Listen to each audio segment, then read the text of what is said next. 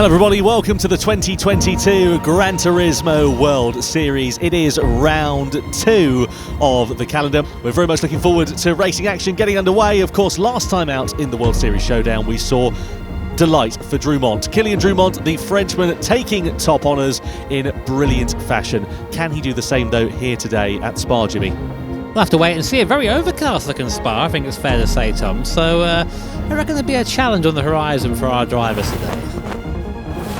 My name is Tom Brooks and alongside me is Jimmy Broadbent. We are live in 4 different languages today. You can join us in English, of course, here as well as Japanese, Spanish and in Italian also. Well, let's wait and see, shall we? But first of all, here is the calendar for 2022. Of course, we kicked things off back in July with round 1 of the World Series. We had our World Series Showdown at Red Bull's Hangar 7 in Salzburg at the end of the month. We're here today for round 2 in the Nations Cup. Then we've got round 3 later on in October. Then the World Finals comes to you live from Monaco at the end of November. We cannot wait to see who we're going to be crowning as our 2022 champions. But let's have a look, shall we, and see what our 12 drivers are going to be facing today. The Porsche 911 GT1 Strassenversion, racing soft tyres at Spa-Francorchamps. Possibility of a bit of inclement weather too.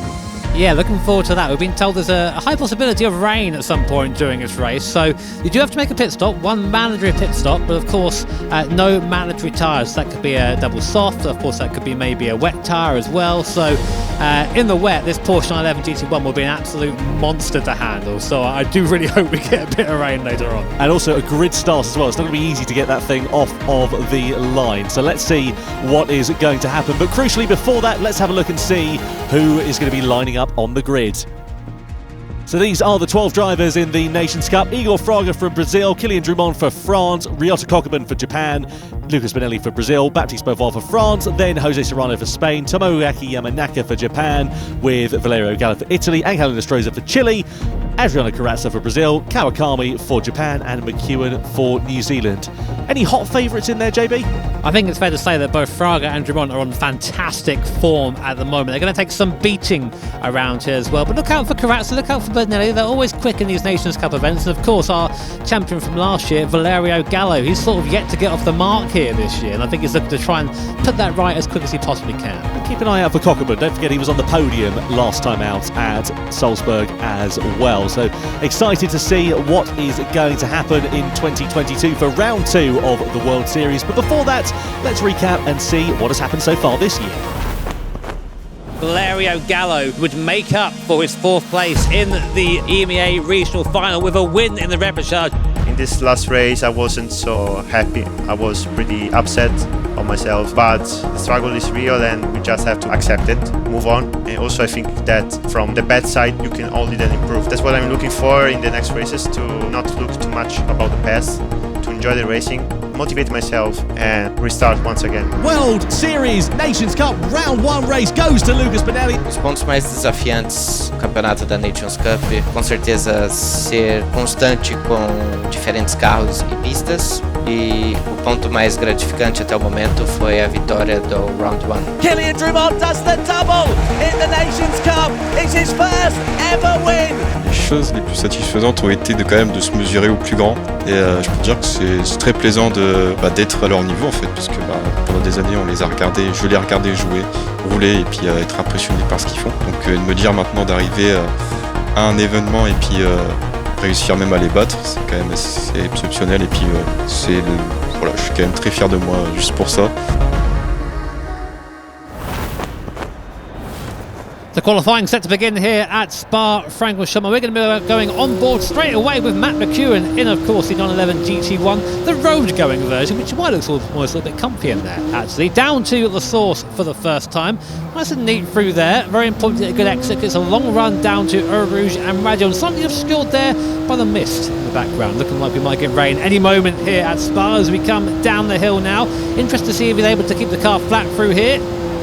Just about. Look at the tyres putting up a little bit of resistance as we go up now the Camel Straight towards Lake Commercing.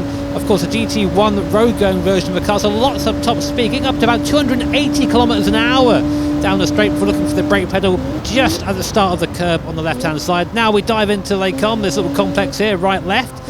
And and then right again. Easy to get this corner wrong, and the run-off on the exit there stops quite abruptly just before the gravel, so easy to put a bit in the gravel there if you're not careful. Now down to Rivage. It'll be nice and neat and tidy around here. Name of the game round Spa. A little bit deep there on the way in for Matt McEwen, having to slow the car down a bit more on exit there to get it tucked in. Now we go into X, off camber.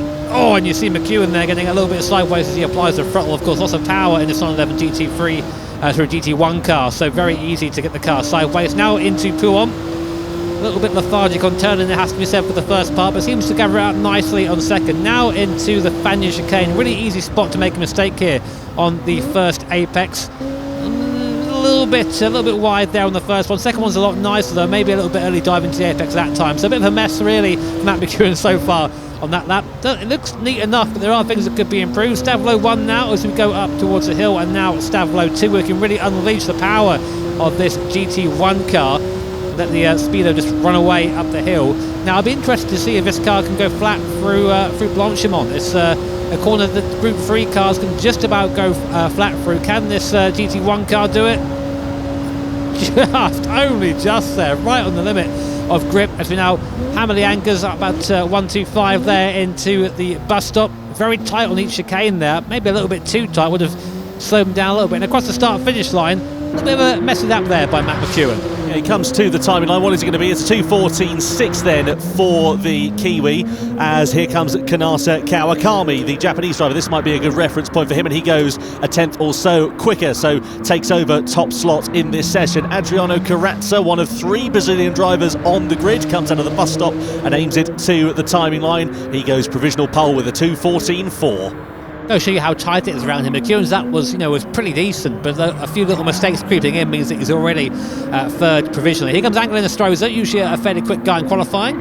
It does a 14.2 for him, so he goes provisional pole. Gallo, he needs a good result here, really does. So it has to be a provisional pole for him, but it's not. It's a 2:14.2, only 3,000 slower than Stroza though. Well, that's not good at all there for him, because it'll be second best on the grid for Valerio Gallo. Grid start to remind you as well, so that will make things very interesting. What about Tomoaki Yamanaka? Big old slide out of the final corner. That's going to compromise his time surely, and it does. It's a 2:15 flat for the Samurai then. I find it insane in these cars that, of course, compared to the Group 3 counterparts, they're only about a second slower, which is mad for something that's so old. Jose Serrano there, does a 2:14.3. Nice time for the Spaniard. Originally third for now, just behind Valerio Gallo. That would be good for Gallo.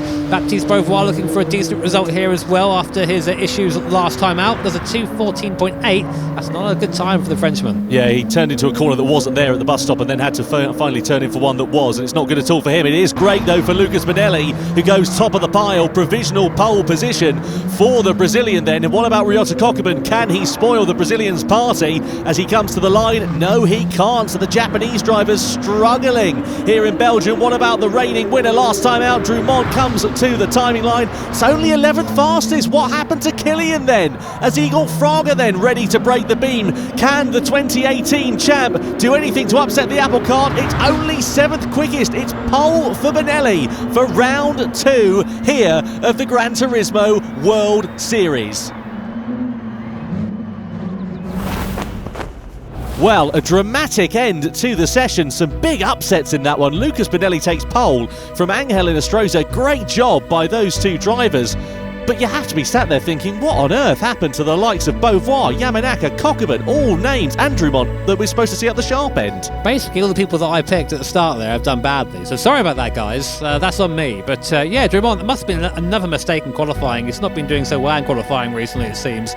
Fraga definitely would have wanted to do better as well, but Benelli showing he's still on the form, of course, after his victory in the first round there. I think still looking to be quick here and showing he's got the pace. I did give Gallo a bit of grief there for third. I don't think that was actually warranted. That's actually a decent time there from Valerio Gallo, and the only reason I say that is because I'm used to him winning so much, so him being third is like a bit of a shock.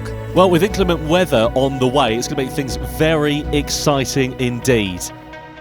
And don't forget, of course, if any drivers stick out to you and you want to vote for them as your Michelin driver of the day, you can do on Gran Turismo socials, at the Gran Turismo on Twitter, Facebook, Instagram or TikTok. And don't forget about the bonus campaign, which is currently live on Gran Turismo 7 as well.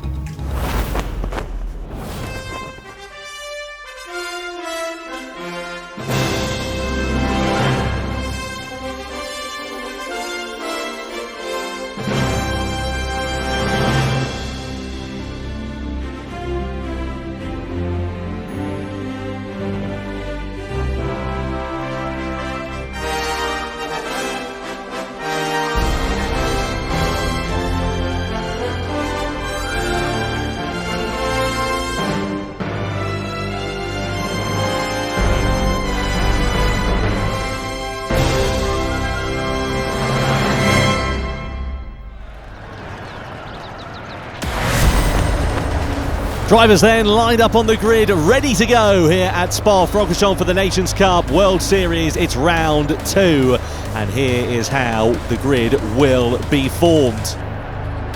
Lucas Spinelli starts from pole position, the Brazilian driver, brilliant job from him. He's got Angel Inestrosa from Chile on the front row of the grid. Row 2, the last year's champion, the reigning champion Valerio Gallo, with Jose Serrano for company. Row 3, that is Adriano Carrazza, the second of the Brazilian drivers, with Kanata Kawakami alongside. Next up, Igor Fraga, 2018 champ, not a brilliant qualifying for him. He's got Matt McEwen close for company. Next up, Baptiste Beauvoir. He'll need a strong start in this race with Ryota Kokubun alongside him completing the top 10. The final row of the grid is Tomoaki Yamanaka with last time's winner Kylian Drumont at the very back. Ready to go then for round 2 of the GT World Series. All eyes to the lights on the top of your screen. Benelli on pole, Inestrosa alongside. Lights out and we're racing. Good start from Benelli. Great from Inestrosa off the front row of the grid, and likewise Gallo coming through from the second row as we run up to Orusa and Radion. Inestrosa's going to go around the outside of Benelli and goes through into the race lead. Fantastic. Here comes Gallo as well. He pulls alongside Benelli as they come up the rise through the Camel Straight. So a brilliant start from Inestrosa and from Valerio Gallo. Up into Lecum we go. Pick your braking point here, boys, because here comes Serrano on the inside with Carrazza in there as well, and into the side of Gallo. So they're both off and pushed out. So a disaster of a start for Valerio Gallo. He's down to 10th. Yeah, big contact there. Didn't quite catch who started that. Looked like it might have been Benelli into the back of someone there, maybe frustrated with his bad start. But big loser from that was Valerio Gallo, who Serrano opted to go across the chicane. Gallo didn't, of course, and as a result, Serrano's now in 4th. Gallo down 11th after an awesome start. And again, not what he would have wanted there. But for Angel Inestrosa, this is great. He's now got a second and a bit on Lucas Spinelli behind, so he'll be looking to try and stretch that gap as much as possible. But yeah, drama right at the start. Unsurprisingly, that incident is under investigation. Well, it is 12 laps in duration, this one. And don't forget, of course, we have got inclement weather that is going to be coming into play at some point in this race, we're fairly sure as well. So those soft tyres are going to go off their sort of useful shelf life relatively quickly as the tyre wear multiplier is on ×4. So 4 laps, 1 lap is the equivalent to 4 laps here at Spa. And I'll come back to that thought because Drumont has picked up a penalty on the opening lap, compounding his difficult qualifying. Yeah, bad to worst really for Drumont, so it's going to be a bit of a race to forget for him already on this first lap. We're on board now with Jose Serrano behind Kanata Kawakami going up towards Blanchimont for the first time. Let's see if dirty air plays a role in this. Yeah, there you go, a bit of a dab of the brake pedal there and in this car. This car is incredibly quick in a straight line, but compared to the Group 3 machines that we've had here recently, not quite as quick in the corners there. Just, you can see, all just trying to get the car to turn in there. Just a little bit, sideways there in the background. That was Gallo trying to make his way back up through the field there, and yeah, I'm not sure if he survived that or not. Inestrosa, meanwhile, is trying to clear off out in front, 1.4 seconds. Just going back to my earlier thought, as I said, we're expecting weather to come into play at some point in this race, and if it does so, of course, soft tyres are on. You're not going to want to make 2 stops in this one, so you need to eke those soft tyres out for as long as you possibly can, and if the weather doesn't come in until later in the race, they're going to be well past their useful shelf life. Yeah, definitely. It's basically trying to just make the tyre last as long as possible. So actually, it was Carrazza who caused that big crash at the start of the race, and I'm not really surprised, to be honest. How many times have we said that, Carrazza and crash, in the last couple of years? Crash Ratzer is what he's going to have to be henceforth known as, unfortunately. That was quite harsh. I don't mean that in too harsh of a way, but he has been involved in his fair share of scuffles this year. If the shoe fits, mate. It certainly does. Well, here then is Jose Serrano sitting there in 4th place. He was caught up in those first lap dramas, as we saw. Now sitting behind Kanata Kawakami and the round 1 winner, Lucas Spinelli, as well. So here he's on board with Adriano Carrazza. Let's see what happens. He's behind Jose Serrano. Yeah, straight to the back of Serrano, straight to the scene of the accident, into the side of Valerio Gallo. Like, what was he expecting to happen there? Like, you're in this like big queue of people, and people are offline. They're going to brake early, and if you're going to just pretend they're not going to brake early and crash into the back of them, then you deserve that 3-second penalty. Well, Adriano Carrazza then, 3-second penalty is going to drop him right towards the back of this field because, of course, they're so bunched up, given it's the opening couple of laps. It's going to certainly drop him behind Igor Fraga, who's made something of a pretty average start, to be fair. He's not looked that comfortable with these Porsche 911 GT1 cars. Qualified 7th, now still sits in 7th after a lap or so. That's going to be elevated to 6th once Karatsa served this penalty at least. Yeah, so that'll be up to 6th for Fraga. But, I think that we'll have to wait and see what he does. As you say, we do expect rain at some point in this race. Maybe he'll do a bit better in those conditions, a bit more challenging. I'll tell you who's absolutely thriving right now is Angel Stroza. 2 seconds now is the gap up front. They're all equal playing terms here. Spec car, spec tyre, and Stroza just absolutely... he's doing a good job. He's embarrassing Benelli, who was quick last time out, and I did not expect to say that into this race. I tell you what this is 2019 Tokyo in Stroza, isn't it? Because this is exactly what we saw from him with Porsche. Look at Valerio Gallo on the recovery path then as he goes down the inside of Kokkerman into La Source, gets that move done up into 7th place. But I tell you what, after a challenging World Series showdown, had to go into the repechage, didn't have a strong result after finishing 8th at the checkered flag. He needs a nice finish in this race, does Valerio Gallo. 7th place, it's not going to cut the mustard so far. Do you reckon he used up all his luck last year, and it's now he's having to deal with the bad luck? Quite possibly so, yeah, absolutely. Well, here is Kanata Kawakami, not a driver that we've seen fighting sort of up the sharper end of the field throughout 2022, but great to see him leading the charge for the Japanese drivers. And given that Kokkerman and Yamanaka, no discredit to Kawakami here at all, but given that Kokkerman and Yamanaka are in the field, I wouldn't have put my money on him being the lead driver. No, I mean, again, no disrespect to Kawakami, but it's good to see maybe a changing of the guard for the Japanese contingent there. Kawakami is starting to be the one to follow and has the better foot forward. Currently challenging for 3rd place. Jose Serrano is just behind us, the Spanish driver. Been very strong in the last few races we've seen him race in, so I'm sure he's going to try and get by and maybe challenge Benelli as well. But looking at the sector times at the moment, there's just a massive gap between everyone else. And in Stroza, he has really got this car dialed in. Maybe he's found a car that he's...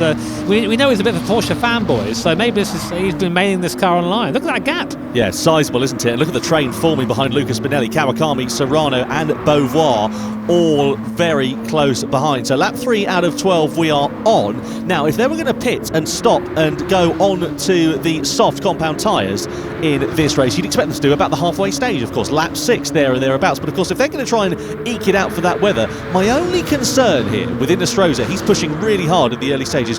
What if that rain doesn't arrive until a bit later in the race and he's expecting he's chewed up those softs? That definitely is a risk you've got to take, but we know these tyres around here, they're great until they're not, I think is the best way of putting it, because there's so many high-speed corners around here. As soon as you lose that tyre grip, it just gets worse and worse. It all compounds. You start sliding through the fast corners, that heats up the tyre more, it wears the tyre more, you slide more through the corners, heats up the tyre, etc, etc, etc, and you just end up going down this pit of despair. So hopefully Angel can stay out of the pit of despair, TM, the GT pit of despair. Drumont and Yamanaka here we need to keep an eye on. So Drumont goes a little bit wide coming out of Pouon then. Gallo's on the outside here, and I think there's going to be a smattering of contact.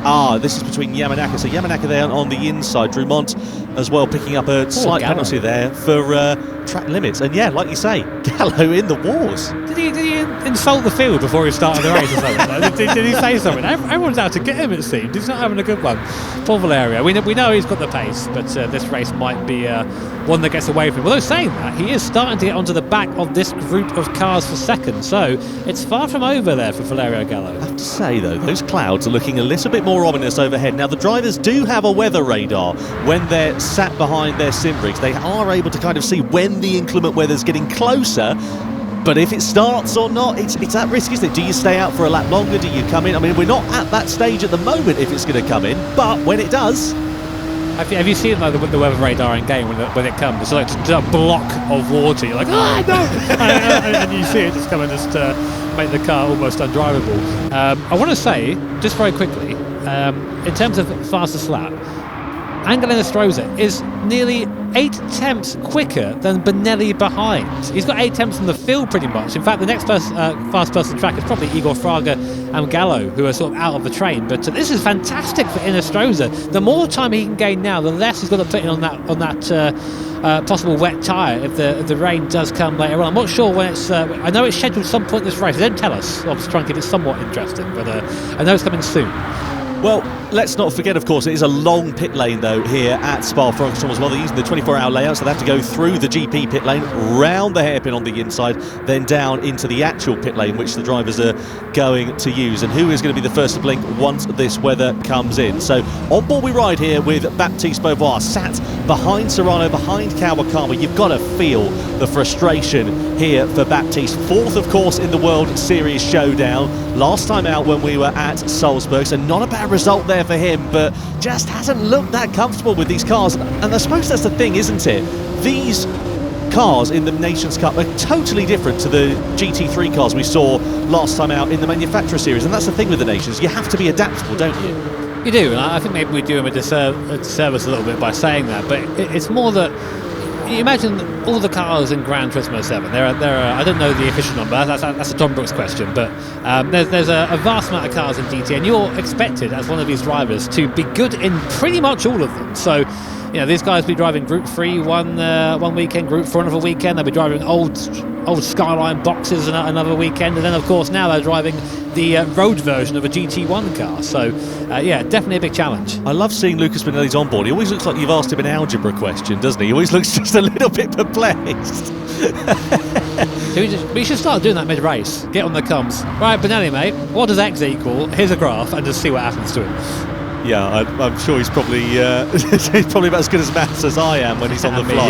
Yeah, it's terrible. Those clouds definitely looming overhead. You can see it's getting very grey and murky here at Spa-Francorchamps. We're approaching half distance now then as we look at Kanasa Kawakami sitting in third place. The gap between Inestrosa and Benelli starting to stabilise now, about 3 seconds or so.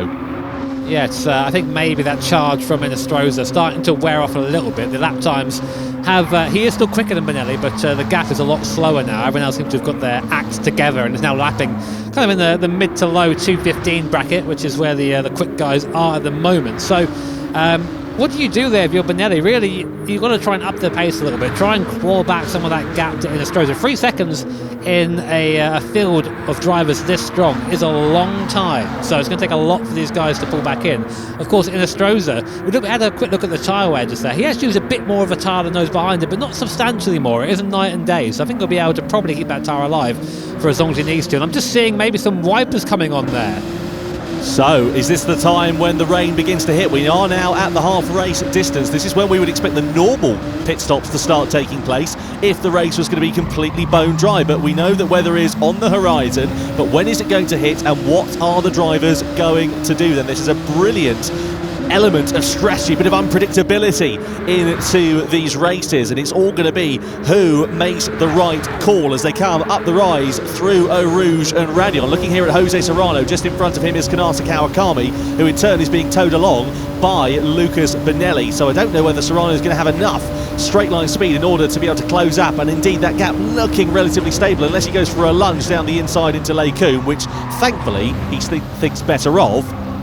It would be a bit of a day late and a dollar short into there, I have a feeling. Yeah, I thought I saw the wipers coming on, but maybe it's just on that end of the circuit. Maybe it's over there, that's where the water is. So we'll see as we get a bit later on into the lap. Well, that's the thing about Spa-Francorchamps, isn't it, though? You see that, of course, in Formula 1. It can be raining at one part of the circuit, bone dry at another. Yeah, just to really mess with our drivers, you know. We like to give them a challenge. They deserve it. They're some of the best drivers, of course, in the GT7. So good to try and keep on their toes, so to speak. So we're still on board with Serrano, of course, in this 911 GT1 road version.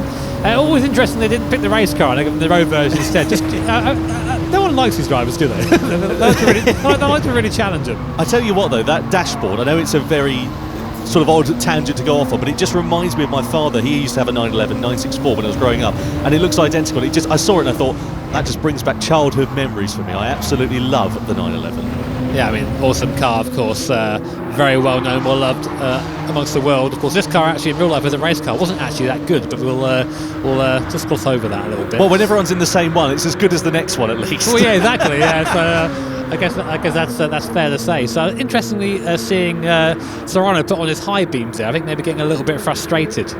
Gap between the top two beginning to increase, now up to nearly 4 seconds then here. So nobody pitting this time around.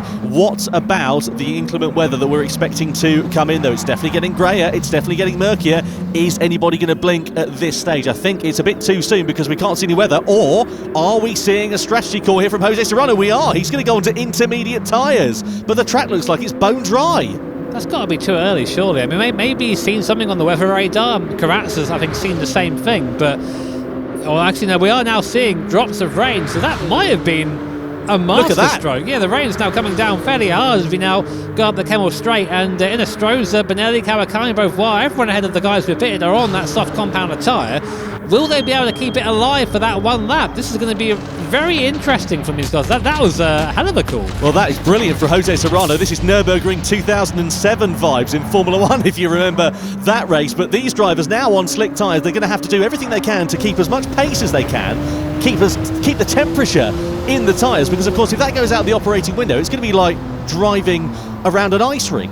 Yeah, it won't be too long before that happens. I mean, of course, you'll know in GT7 you've got a little bit of a sort of gauge that you know how much water there is on the circuit when you start to aquaplane, and especially if we're on the racing slick compounder tyres, which we are.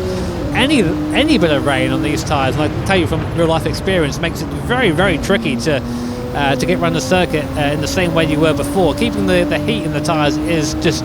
it's everything at this point. If you slow down to account for the weather, the heat comes up the tyres, they become stone cold, and you just have no grip whatsoever. And now you can see Astroza starting to struggle a little bit with traction as he comes through this middle sector. Well, they're going on to the intermediate tyres. I don't think the rain is going to be quite heavy enough to warrant the full wet tyres, but I wonder again if we might see a few gambles coming in. Penalty for Yamanaka and for Adriano Karatza. Presumably that's due to track limits, as we haven't seen anything come up on our screen that indicates that there would have been an incident, but you can definitely see the standing water is getting heavier. So just one lap ago, this track was almost bone dry. Now the weather has come down, and it has come down with a vengeance. And it's Astroza in front, it's Benelli in second, it's Kawakami in third, it's Serrano and Karatza, the two drivers who have made the pit stop, made the early call onto the intermediate tyres, and that might prove to be absolutely inspired. The rain isn't too bad at the moment. I do expect them to come into the box and change tyres, although it seems that Astroza hasn't, Gallo hasn't either. Some of them are opting to stay out. Now, I want to look at the Sector 2 times that we have on our board here, so we can see if Serrano is actually quicker or slower on those intermediate tyres. It seems that everyone now has split strategy. Astroza, Gallo opting to stay out, Kokeman opting to stay out, but some opting to come in for that intermediate tyre now. And right now, that Sector 2 time for Serrano is 4 seconds slower, or 5 seconds slower than the Sector 2 time of Astroza on the last lap. So staying out might be the right call. But the thing is, that's all well and good up until the tyres go off the cliff. If you then stay out for a lap too long and you're driving around and you've got no grip underneath you, you can cost yourself 10-15 seconds very quickly. Lucas Benelli into the pits then. He decides that enough is enough. Off the soft tyres, onto the intermediate tyres. Kawakami, Beauvoir, Fraga, Drumont and McEwen all following suit. So only the top 4 drivers, that's Astroza, Gallo, Kokeman and Yamanaka, all continue on the soft tyres. They haven't made their mandatory stop yet. So I'm going to keep an eye on your Sector 1 time. So I'm looking at Jose Serrano next to Angel Astroza. It's a 38.7 through the first sector for Astroza. When Serrano comes through, we'll give you his time. So he's coming through the first. He's coming through the Eau Rouge now. You see the car sliding. So even on those intermediate tyres, maybe the water a bit too much for those. Kawakami versus Beauvoir. Beauvoir's going to dive it down the inside, then goes through into Leicum. Nice move from Baptiste then. Now sits in front of Kawakami, in front of Igor Fraga, the 2018 champion, who's having a bit of a dog's race out there down in 8th. It was too soon. It was too soon for Serrano, Tom. He's 2 seconds slower in Sector 1 alone, even now with the water coming down. So staying out was the right choice here for Astroza, Gallo and Kokeman. So this might be a good way for Gallo to sort of reinvigorate his race after a slow start, staying out a little bit longer and just controlling that soft tyre in the wet conditions. And Astroza's doing a great job. 7 seconds now the gap towards Gallo. Will he pit in this lap? Well, the pit loss time, 29 seconds plus the stop, so about 2 seconds or so. And look at the gap between Yamanaka and Benelli, 30 seconds or so there and thereabouts. So, as you say, will we see the pit stops coming into play? And crucially, what is the picture going to look like? In comes the leader, Astroza boxes. I reckon the rest are going to follow suit after this as well. Yeah, the rain's been coming down for a while now, so it is wetter on circuit, but I think they've really maximised the use of that tyre. So Benelli is going to be our benchmark to see where they are now compared to those who opted to stay out. So Benelli came in a bit earlier. Let's have a look at his sector times for Benelli here. His middle sector was so much slower. It was about 4 seconds slower. So they've all pitted too early, Tom. Well, it's easy with hindsight to say that they've made the wrong strategy call. Yamanaka, according to what we can see, has gone soft to soft, so he's not going to go on to the intermediates at all. There's nothing in the rules that says he can't do that, but that's brave. If anyone's going to do it, it's going to be Yamanaka. Yeah. I mean, fair enough, mate. I mean, maybe that might be a graphical error on our screen, because I can't see why you would go onto the soft tyre at this point. But if we see him now blasting past the rest of the field, you know that he's got that sorted out. Well, let's see what's going to happen here for Tomoaki Yamanaka. A bit of a Dan Dare strategy call. Is it going to be one that pays dividends? The rain still continues to fall here at Spa-Francorchamps. Lucas Benelli still looks like he's being asked a difficult algebra question, but he's got Baptiste Beauvoir, who we know is not afraid of putting a move on. And look at the gap. That's Yamanaka there, who actually opted to take a little bit of fuel, just about coming up ahead, or just behind Benelli. And the gap now to the front of the field, where Benelli was challenging the leaders, is now up to about 5 seconds. So he's lost time there. You can see him sort of talking something. How's that happened? So, well, it wasn't the right choice. That soft tyre lasted longer. And now I'm wondering if Yamanaka will be able to do much on this soft. This is the one to watch. Well, yeah, he certainly is. He's going to be like a sitting duck, surely coming through Leicu, because he's got Igor Fraga all over the back of him. And look at him sliding, scrabbling to try and hold on for the grip. And Fraga's up his inside. He goes through, and surely his heart is going to sink like a stone. Is Yamanaka's now. It was a bold strategy call. It was certainly brave, but look at the understeer through into Rivage. I mean, I know it's a corner that induces that kind of behaviour in a car anyway, but it's surely too much now to ask of those slicks. Yeah, that's not going to work for him, I don't think. It was a bold, I say bold, as maybe a bit silly, to be honest, to go onto the soft, but maybe worth a go in this situation. But at the head of the field, Angelo Inestrosa leads from Valerio Gallo. The gap's come down to 2 seconds. It makes me think that Inestrosa was using quite a bit of fuel trying to pull away there from Gallo. Now Gallo, who had an awful start, is now kind of where he wants to be. He's chasing down Inestrosa. He's quick in his wet conditions. I think he's got a chance here. And a shout out to Cockburn as well, up there into third place after a very lowly grid position. He's really managed to take advantage. This is a thing, when you've got rain coming in, it's all about strategy, it's all about timing it right, and it looks like, as you say, Gallo, Cockburn, et al. Have all timed this to perfection, and they've really managed to take advantage of that, whilst the others have kind of followed everybody else. They've done something a bit different. Yeah, +7 for Ryoto Kokubun on his grid position. That's a drive of the champion, that is. Awesome job so far by Kokubun. Angelo Inestrosa now, can he hold on? That's the question. Can he hold on from a charging Valerio Gallo? Baptiste Beauvoir looking for a lunge on Lucas Benelli there. Can't quite get that working, but again, still in 5th place and still managing the intermediate tyres there. Very, very slippery. And speaking of tyres, Yamanaka has lost about 5-6 seconds that lap, so I'd be surprised if we don't see him pit. Yeah, those slick tyres definitely out of their operating window now, especially given the standing water, as you can see on the circuit. The rooster tails being kicked up here by the drivers coming out of La Source. Has it stopped raining, Tom? I'd definitely say it's decreased in intensity. I think you could be right. I think you are actually right, because definitely I remember on that camera angle last time around, the rain was coming down. We could definitely see it. Carranza's into the pit lane. He knows it's stopped raining. Is he going to go for... I mean, to be fair, Carranza's had a shocker since that opening lap. He's got nothing to lose. I mean, it doesn't matter what he does now, really, because that pit stop's going to lose him about 30 seconds. So unless he gains back, I think it's about 45 seconds on pace in 2 laps. That's not going to happen.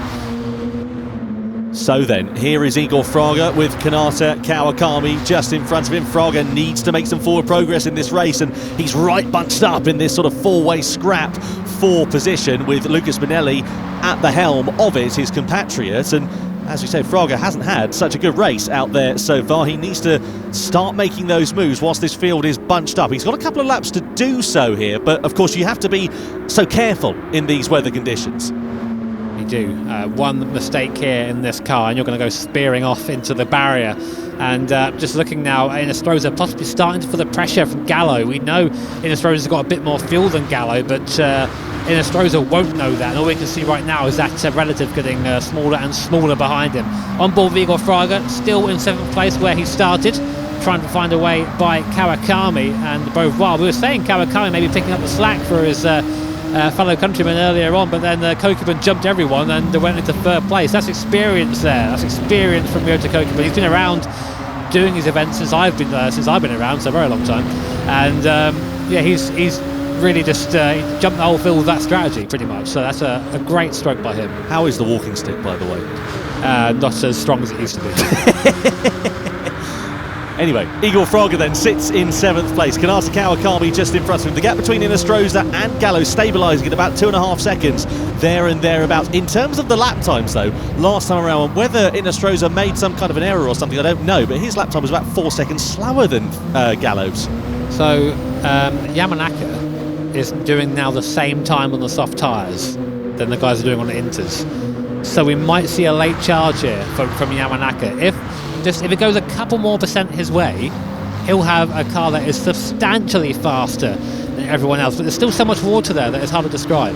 Absolutely. I'm just having a look at the lap times. Inestrosa last time around, 2:27.5. Yamanaka on the soft tyres, 2:26.8. There you go. And Drumont on the inters are 2:26.1. So, yeah, I mean... It's apples and oranges at the moment, isn't it, really? Basically, it doesn't matter which tyre you're on right now. They're both working fairly well. These inters will like the water a bit more than the soft wheel, of course, which means if you do end up getting on the wrong line of the soft tyre, you will have a fairly large moment. Beauvoir then up ahead of us, looking for a spot on Benelli, but can't quite make that work. Benelli shutting the door fairly firmly there, as he's entitled to do. Kawakami wide now. Will Fraga look for a chance coming down to Rivage, I should say, onto the wet part of the circuit. Look for a dive, is up the inside, almost alongside. Next corner, though, is a left-hander, so Kawakami will have the advantage there, but Fraga's going to try and go the long way around there. Kawakami forcing Fraga wide on the apex, as he's entitled to do, and Fraga has to settle for 7th for now. Quite brilliant driving there by Kawakami and Igor Fraga. Great recognition to give the Brazilian racing room from Kawakami over those couple of corners and just place his car absolutely brilliantly. I really thought that would bring Kawakami and Fraga into play, that battle between Benelli and Beauvoir. If they start getting their elbows out, here comes Fraga for a dive down the inside into the chicane.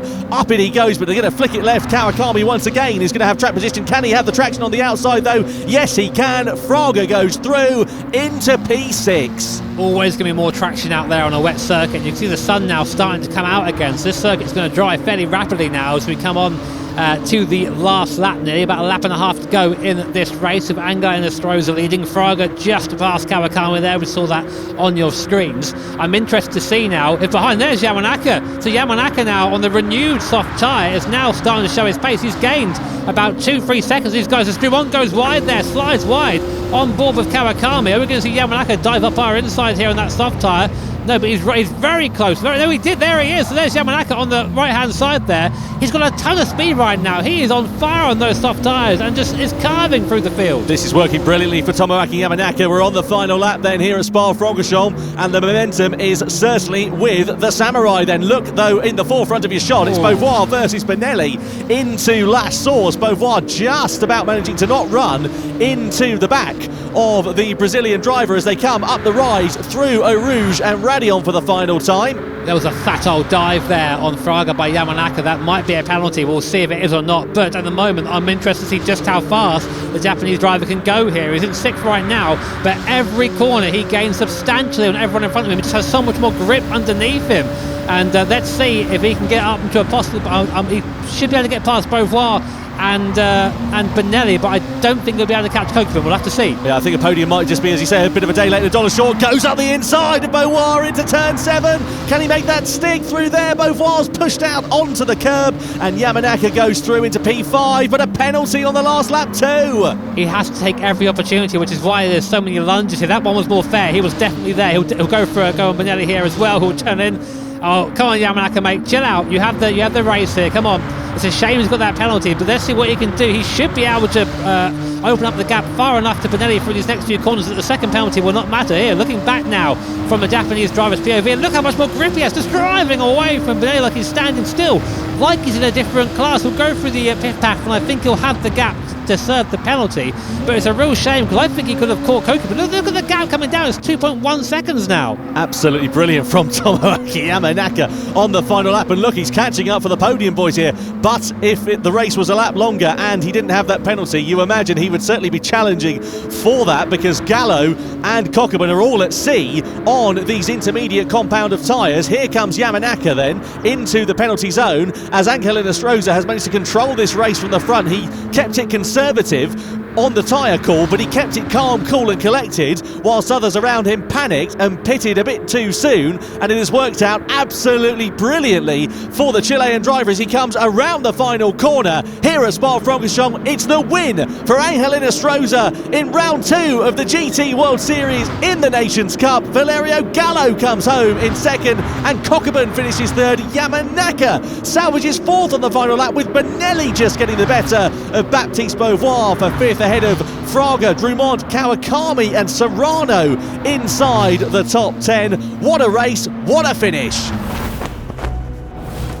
So race results, and Angel Inestrosa takes his first victory of the year there from Valerio Gallo in second, and Ryota Kokubun, an awesome recovery from him in third. Yamanaka there with a penalty, still fourth place. He was 4 seconds faster than Inestrosa on that last lap. One must wonder what could have been if we didn't get that 1 second penalty. Benelli there fifth, Beauvoir in sixth, with Igor Fraga having a bit of a bad race by his standard, seventh place, with Drumont eighth, Kawakami ninth, Serrano 10th, McEwen 11th, and Karatsa about 35 seconds at the back of the field in 12th. Time then for the podium celebrations after round 2 of the GT World Series. What a dramatic race. Just goes to show that a sprinkling of rain can add some excitement in. Third place then for Ryota Kokubun. A very strong finish. Second place goes to Valerio Gallo, back on the box after a challenging start to his season. But what a drive from the race winner. He kept it calm, he kept it cool, and he takes the checkered flag. It is the top step of the podium for the Chilean driver, Angel Inestrosa, in round 2 of the GT World Series. Now then, let's hear from our winner.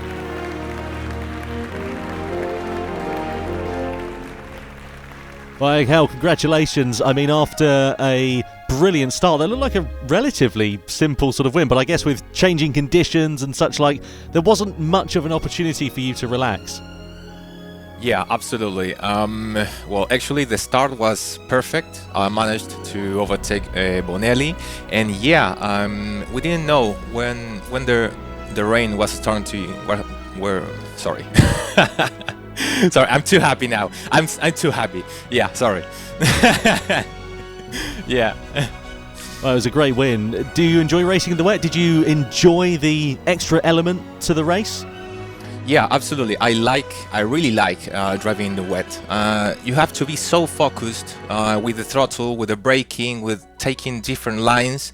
That yeah, I really love driving on the wet, and I hope we can get more races with wet conditions.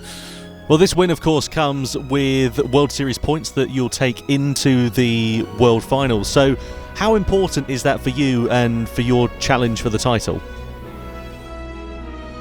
Well, how important it is? It really is really important because if I'm not mistaken, I got 3 points. So yeah, everything you can add into the world final, it's all worth it. So yeah, this win well helps me a lot in my way to I don't know, fight for the championship. Well, obviously, we've seen some really competitive races, not only online, but in person at Salzburg last time out as well. Are you feeling that this could possibly be your year, that you could bring the crown to Chile?